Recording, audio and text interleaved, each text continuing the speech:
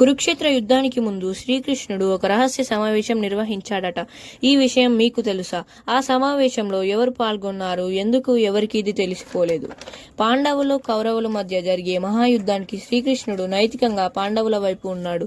కానీ ఒక ప్రాచీన గ్రంథం ప్రకారం ఆ యుద్ధానికి ముందు ఆయన ఒక రహస్య సమావేశంని నిర్వహించాడు. ఇది ఒక గుహలో జరిగిందట, ఎక్కడో హిమాలయ ప్రాంతంలో.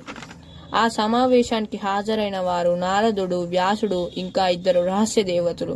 అక్కడ శ్రీకృష్ణుడు శక్తివంతమైన విషయం ఒకటి వెల్లడించారు.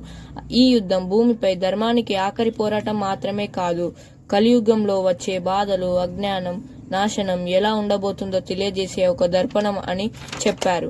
ఆ సమావేశం జరిగిన గుహ స్థానం ఇప్పటికీ అజ్ఞాతం. కొంతమంది దీనిని అనామక గ్రంథంలో చదివామని చెబుతున్నారు. కానీ ఆ గ్రంథం ఎవరిచ్చారు, ఎందుకు దాన్ని దాచారు, ఇవన్నీ ప్రశ్నలే. మీకు ఏమనిపిస్తుంది? శ్రీకృష్ణుడు నిజంగా ఒక రహస్య సమావేశం నిర్వహించాడా? ఈ కథ నిజమా లేక కల్పితమా?